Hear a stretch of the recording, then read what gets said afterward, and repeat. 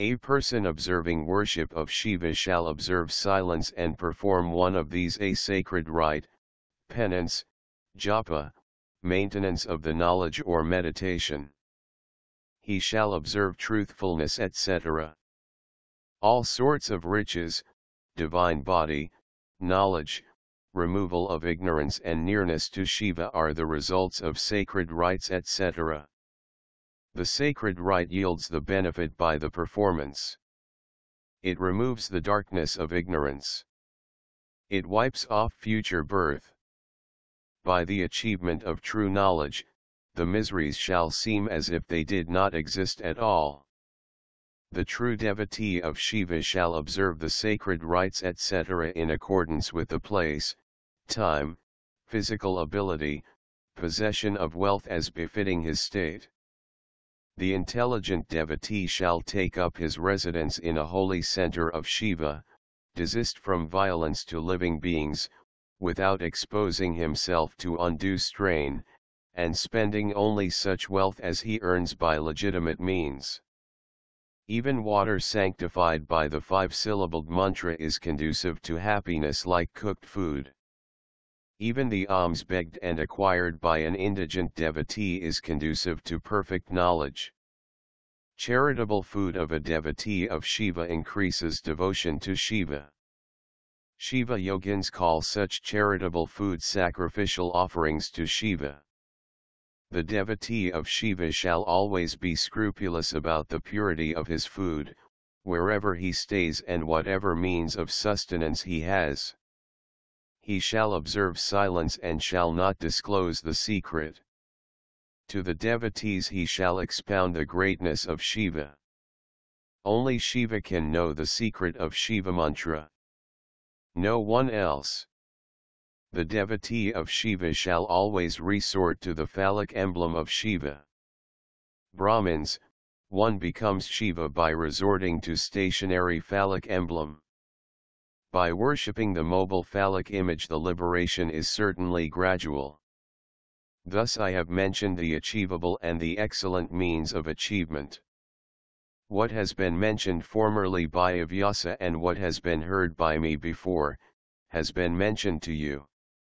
Welfare attend ye all. May our devotion to Shiva be stable and firm. O scholars, whoever reads this chapter by Shiva's grace and whoever listens to this always shall acquire the knowledge of Shiva. Chapter 19 Glorification of the worship of Shiva's earthen phallic image. The sages said, O Suddha, Suddha, be long-lived. Thou art a blessed devotee of Shiva. The greatness of Shiva's phallic image. In according excellent benefit has been well explained by you. Now speak about the greatness of earthen phallic image of Shiva, which is far superior to all others. Suddha said, O sages, please listen all of you with great devotion and respect. Now I am going to speak on the greatness of earthly phallic image of Shiva. The earthly phallic image of Shiva is the most excellent of all such images of Shiva. Many Brahmins have achieved great things by worshipping it. O Brahmins, Hari, Brahma, Prajapati and other sages have attained all they desired by worshipping this earthly phallic image. Devas, Asuras, men, Gandharvas, serpents, Rakshasas and many others have attained greatness after worshipping it. The phallic emblem of Shiva made of precious gems was considered the best in the Krita age, of pure gold in the Dvapara, of mercury in the Treta and of earth in the Kali age. Among the 8 cosmic bodies of Shiva, the earthen body is the best. Since it is not worshipped by anyone else, O Brahmanas, it yields great benefit. Just as Shiva is the oldest and the most excellent of all deities, so also his earthly phallic image is the most excellent of all. Just as the celestial river Ganga is the oldest and the most excellent of all rivers, so also is the earthen phallic image of Shiva the most excellent of all. Just as the pranava is considered the greatest of all mantras, so also the earthen phallic image of Shiva that is worthy to be worshipped, is the most excellent of all. Just as the Brahman is spoken of as the most excellent of all Varna, as so also is the earthen phallic image of Shiva the most excellent of all other phallic images.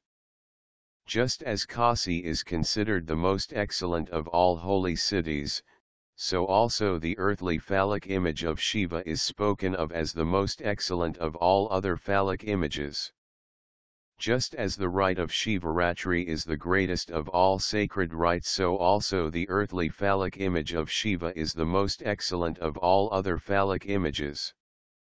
Just as Shiva's energy is considered the greatest of all goddesses, so also the earthen phallic emblem of Shiva is spoken of as the most excellent of all. Discarding the worship of the earthen phallic image, if anyone were to worship another deity, that worship becomes fruitless.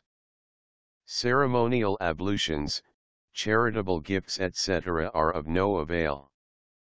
The propitiation of the earthen phallic image is sanctifying, bestower of bliss, longevity, satiety, nourishment, and fortune.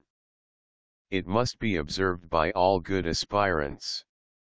A devotee endowed with unflinching faith shall worship the earthen phallic image with such modes of service as are easily available.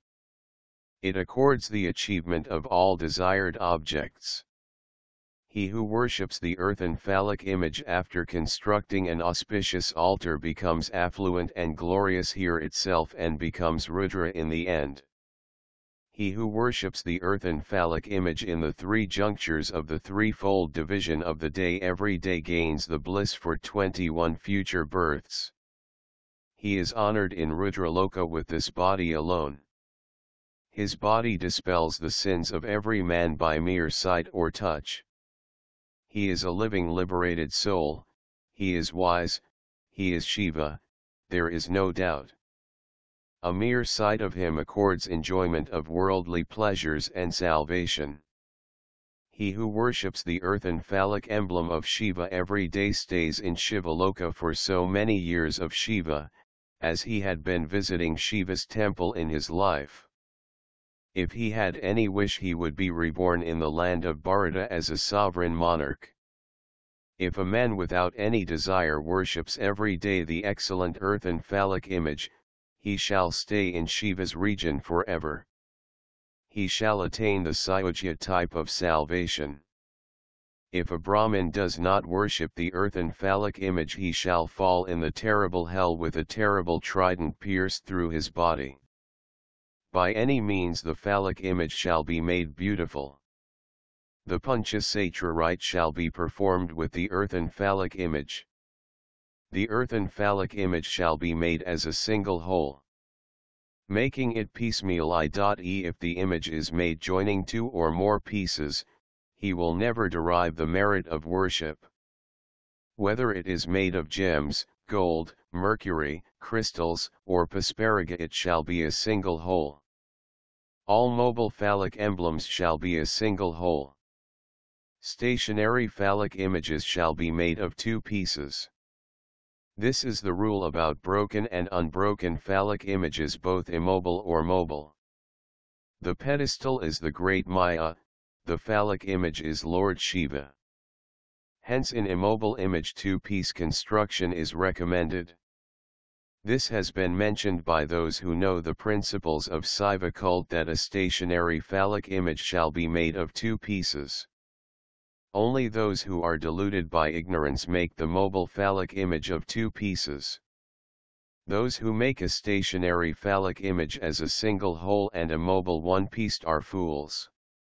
They never reap the benefit of worship. Hence, one shall make with very great pleasure the mobile one as a single whole and the stationary one as two-pieced according to rules laid down in the sacred texts. The worship of an unbroken mobile image yields full benefit, while the worship of two-pieced mobile image brings about great harm. This has been stated by those who know the lore that the worship of a stationary image of a single piece not only withholds the cherished desire but is also full of hazards. Chapter 20, The Mode of Worshipping an Earthen Phallic Image by Chanting Vedic Mantras. Sutta said now, the mode of worshipping an earthen phallic image according to the Vedic rites is being explained. It yields worldly pleasures and salvation to the Vedic worshippers. The devotee shall take bath in accordance with the rules prescribed in the sacred code. He shall duly perform his Sandhya prayers. After performing the Brahma Yagna, one of the 5 daily sacrifices, he shall perform Tarpana rite of offering water oblation to the manes. After finishing the daily rites he shall apply ashes and wear Rudraksa, all along remembering Lord Shiva. With great devotion he shall then worship the excellent earthen phallic image according to Vedic injunctions in order to realize the full benefit. The worship of the earthen phallic image shall be performed on the bank of a river or a tank or on the top of a mountain or in a forest, or in a Shiva temple. It must be in a clean place. O Brahmins, he shall bring clay from a clean place and carefully make the phallic image.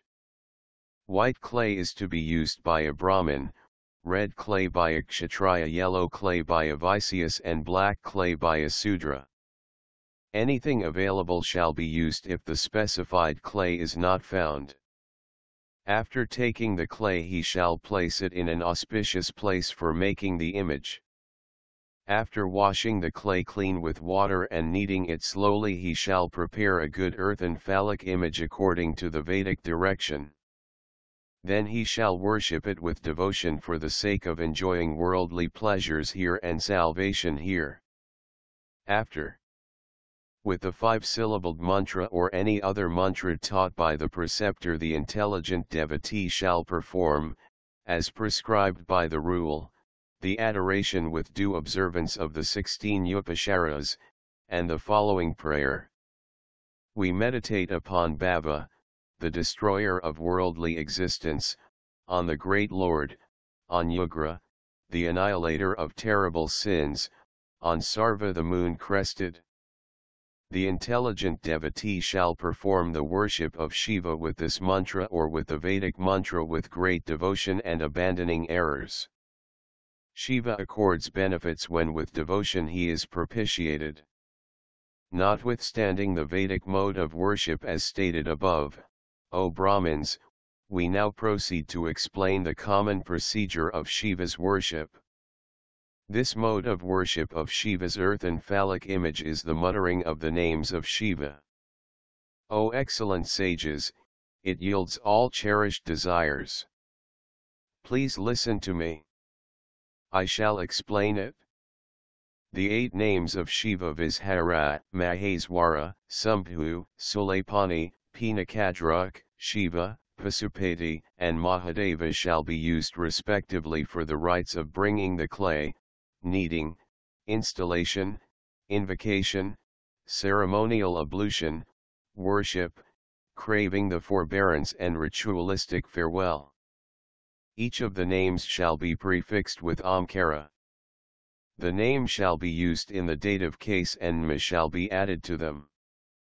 The rites shall be performed respectively with great devotion and joy.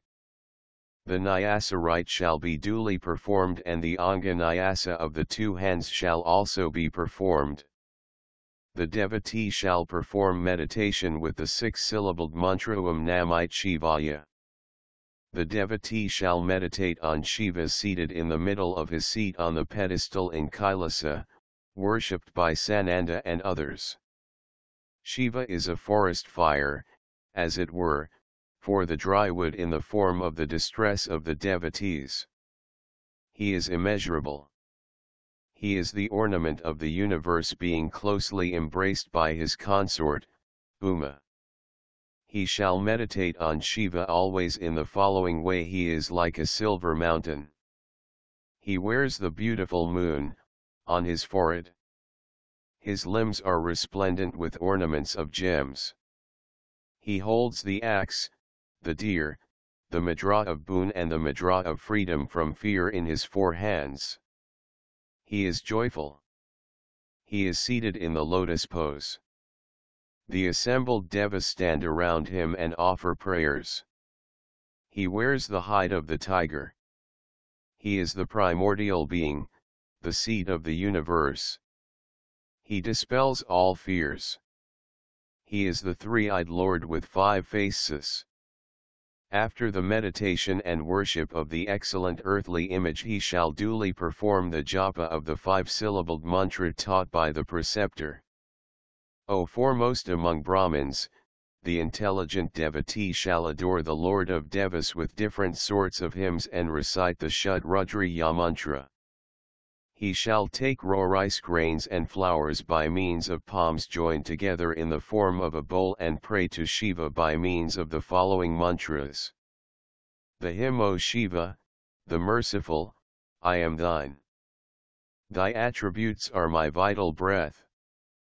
My mind is ever fixed in thee. Knowing this, O Lord of goblins, be pleased with me.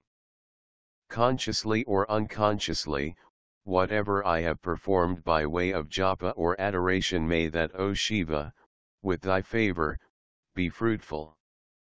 I am the greatest sinner and thou art the greatest sanctifier. O Lord of Gauri, knowing this, do thou whatever thou dost wish. O great Lord, thou art not known by Vedas, Puranas, systems of philosophy or the different sages. O Sadashiva, how can I know thee? In whatever manner, I belong to thee, O Shiva, by all my thought forms. I am to be saved by thee. Be pleased with me, O Shiva. After repeating the hymn, the devotee shall place the flowers and the rice grains over the phallic image of Shiva. O sages, he shall then prostrate before Shiva with devotion, his 8 limbs touching the ground. The intelligent devotee shall perform circumambulation in the manner prescribed. He shall pray to the Lord of Devas with great faith. Then he shall make a full-throated sound. He shall humbly bow down his head. He shall then make a formal request and perform the rite of ritualistic farewell.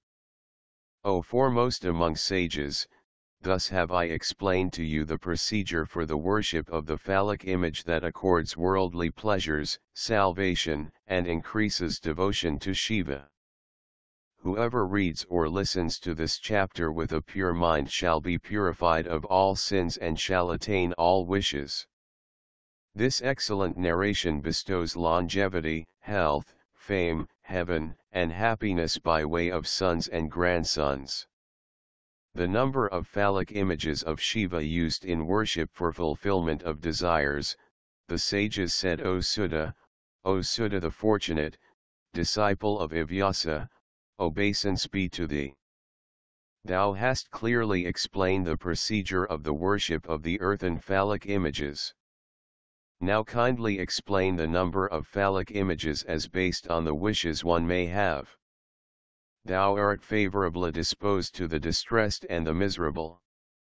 Yuddha said, O sages, you listen to the rules of procedure in the worship of earthen phallic image, by following which a man reaps full satisfaction.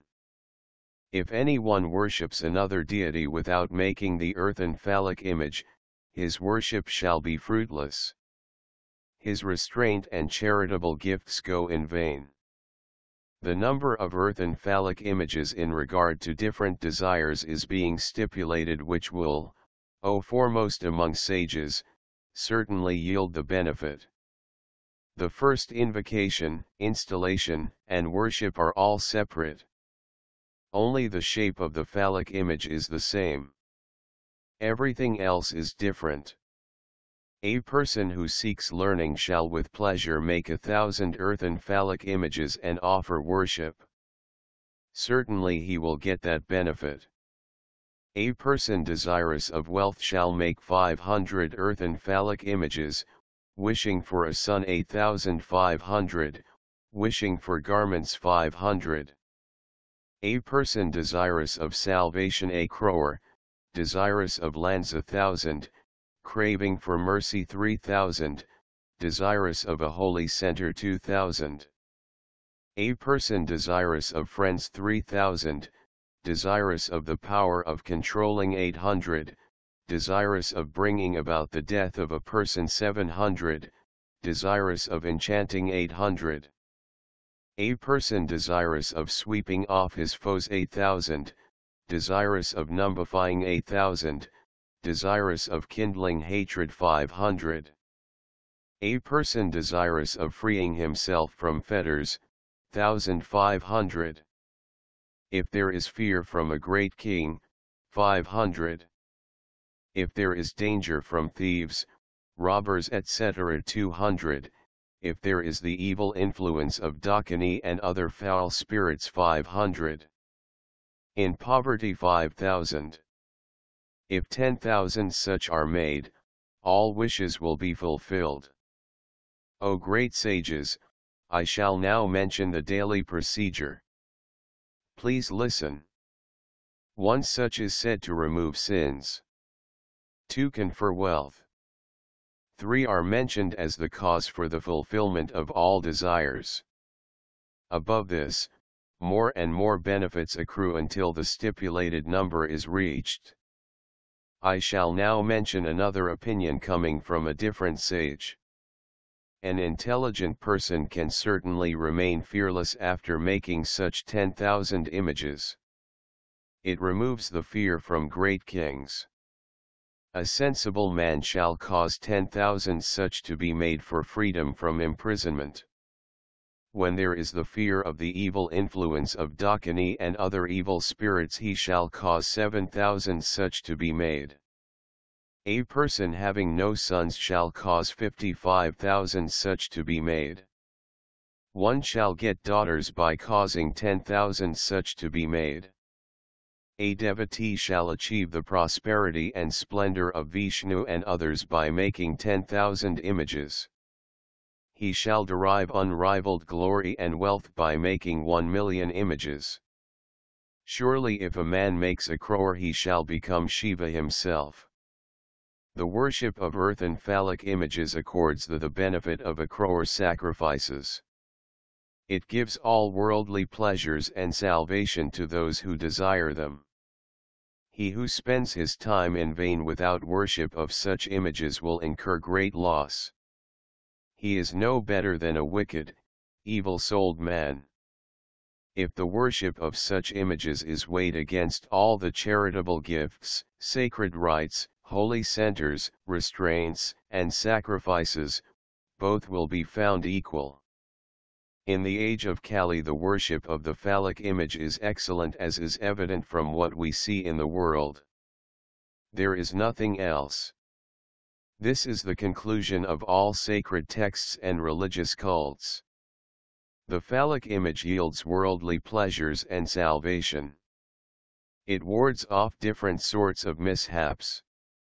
By worshipping it, man attains identity with Shiva. Since the phallic image is enjoined to be worshipped even by the sages, it shall be worshipped by everyone in the manner stipulated. Based on sizes, the images are of 3 types: excellent, normal, and inferior. O foremost of sages, I shall explain them, please listen. A phallic image, 4 angulas, inches, in height, with a splendid pedestal, is mentioned as the most excellent by sages who are well versed in sacred lore. Half of that is middling. Half of this latter is inferior. Thus I have mentioned 3 types of phallic images. He who worships many such images every day with great devotion and faith can achieve the fulfillment of any desire conceived in his heart. In the 4 Vedas, nothing else is mentioned so holy as the worship of the phallic image. This is the conclusion arrived at in all sacred lores. All other rites can entirely be abandoned. A really learned man shall worship only the phallic image with great devotion. If the phallic image is worshipped, it means that the entire universe consisting of the mobile and the immobile has been worshipped. There is no other means to save persons submerged in the ocean of worldly existence. Men of the world are blind due to ignorance. Their minds are sullied by worldly desires. Except for the worship of the phallic image, there is no other raft to save them from destruction. Hari, Brahma, and other devas, sages, yaksas, rakshasas, gandharvas, Kural, Datas, Siddhas, Daityas, Danavas, Sesa and other serpents, Garuda and other birds, all the Manas, Prajapati, Kinnaras, men etc. have worshipped the wealth-yielding phallic image with great devotion and have achieved their desires surging in their heart of hearts. Brahmins, Kshatriyas, Vaishyas, Sudras, persons born of intercaste marriages and others shall worship the phallic icon with great devotion with the respective mantras. O Brahmin sages, why shall I tell much? Even women and others are authorized in the worship of the phallic image. The twice-born can very well worship according to the Vedic rites, but not so the others who are not authorized. Lord Shiva himself has enjoined that the twice-born shall perform the worship according to the Vedic rites and not by any other means. But those Dvijas who have been cursed by Dadhisai, Gautama, and others do not follow the Vedic rites faithfully. The man who rejects the Vedic rites and follows those laid down in Smritis or any other rite will not derive the conceived fruit. The true devotee, after performing worship in the prescribed manner, shall worship the 8 cosmic bodies of Shiva, consisting of the 3 worlds: the earth, the waters, the fire, the wind, the ether, the sun, the moon, and the sacrificer. These are the 8 cosmic bodies. Sarva, Bhava, Rudra, Yugra, Bhima, Isvara, Mahadeva, and Pasupati are the manifestations of Shiva who shall be worshipped with these cosmic bodies respectively. Then he shall worship retinue of Shiva with great devotion with sandal paste, raw rice, and holy leaves in the quarters beginning with northeast. They are Isana, Nundi, Shiva, Mahakala, Sudha Shiva, Pinayakapani, Skanda, Kapardasa, Soma and Sukra. Virbhadra in front and Kirtimukha at the back. Then he shall worship 11 Rudras. Then he shall repeat the 5-syllabled mantra, Shud Rudra Ya, many Siva hymns and read Pancha Anga and perform circumambulation.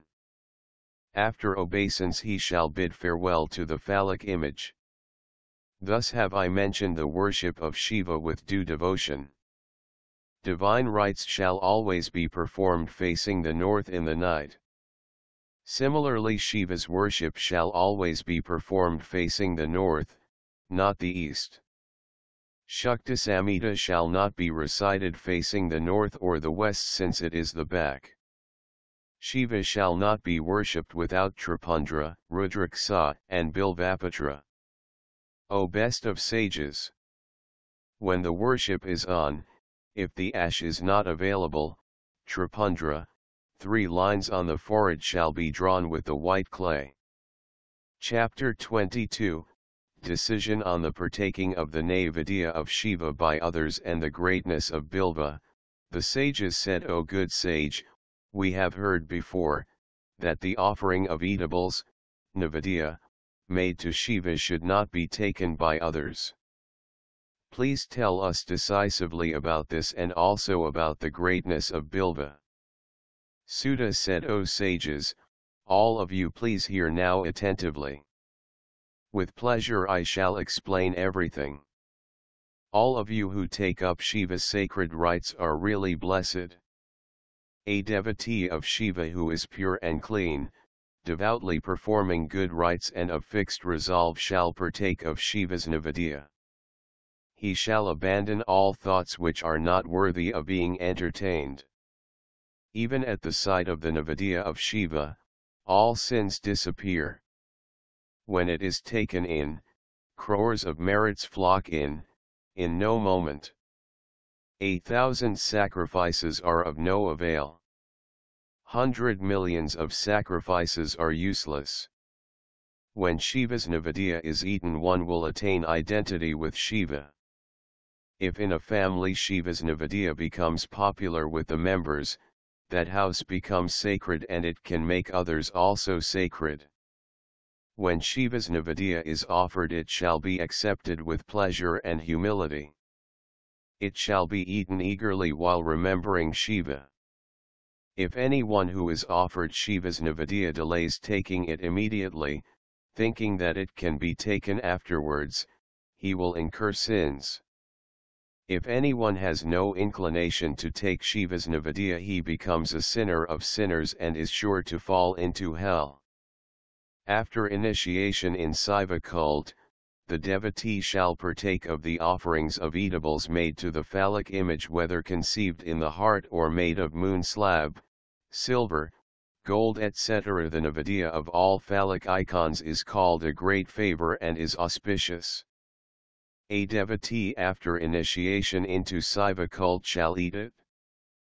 Please listen to the decision with pleasure on partaking of Shiva's Naivedya by persons who take initiation in other cults but maintain their devotion to Shiva.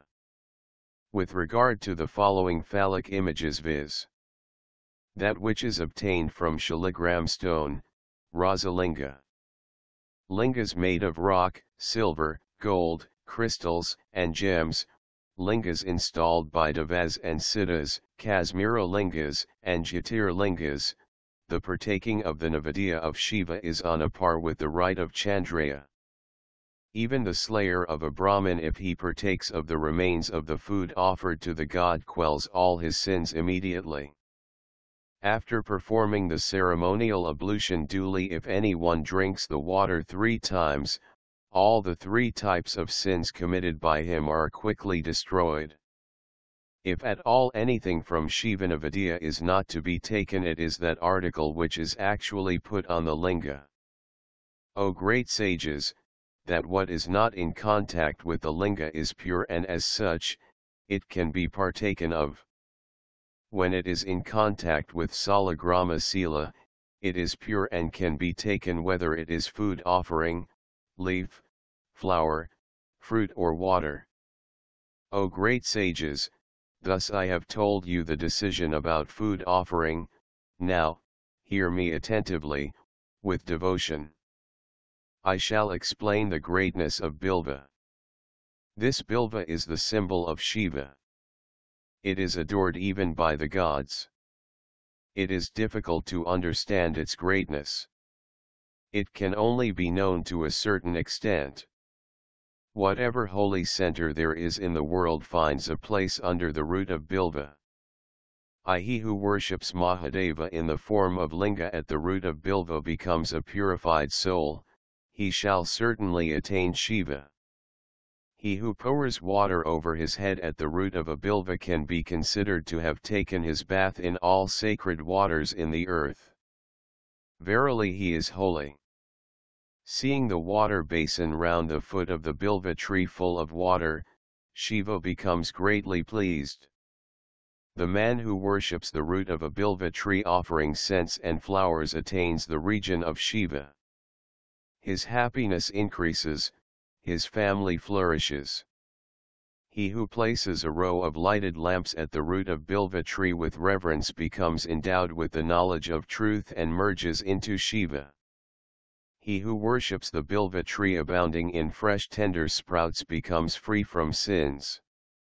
If a man piously feeds a devotee of Shiva at the root of a Bilva tree, he reaps the fruit thereof, 10 million times more than in the usual course.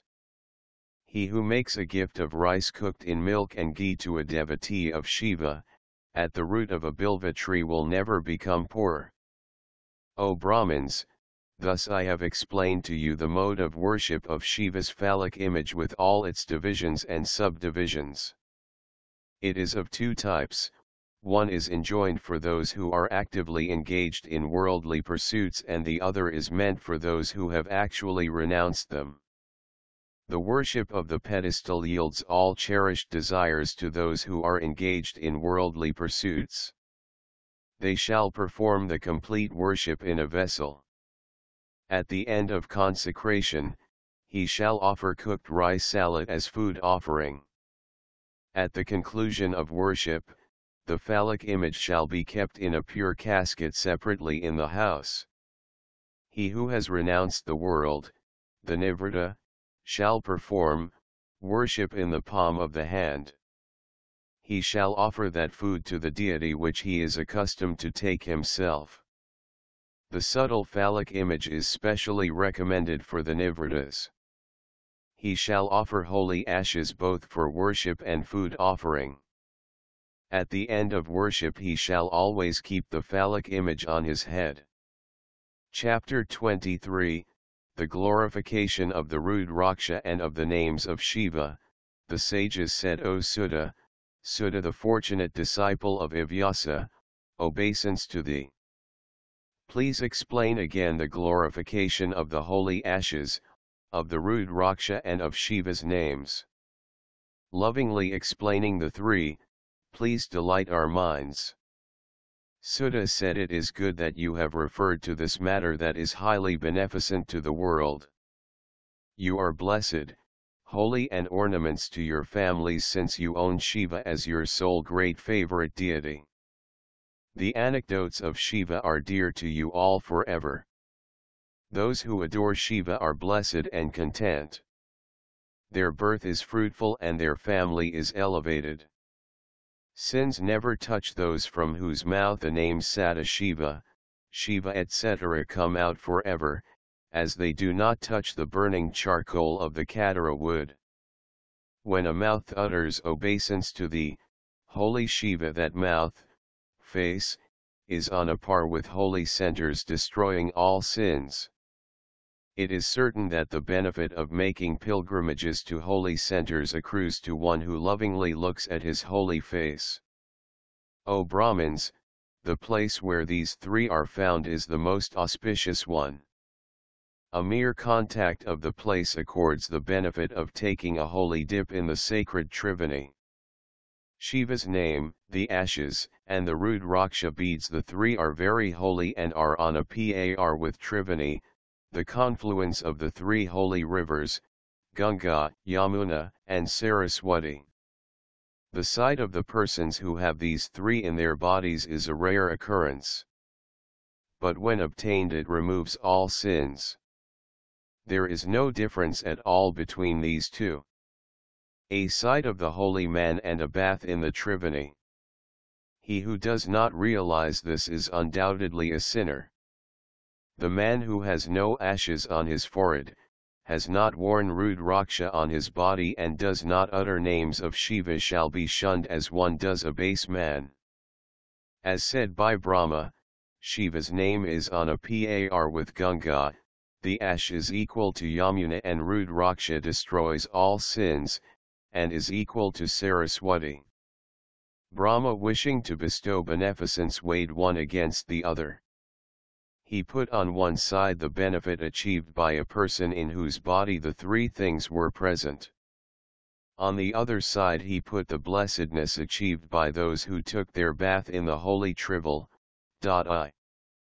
Both were found equal. Hence scholars shall wear these always. From that time onwards Brahma, Vishnu, Rudra and other devas wear these three. Their very sight dispels sins. The sages said, O righteous one, you have explained the benefit of the three things, Shiva's name etc. Please explain it vividly.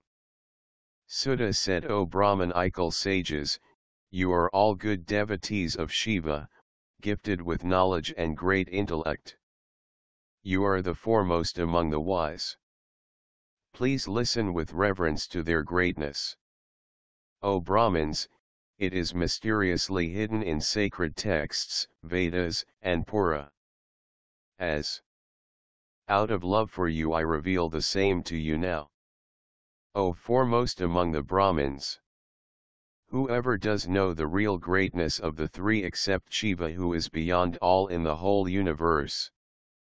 Briefly I shall explain the greatness of the names as prompted by my devotion.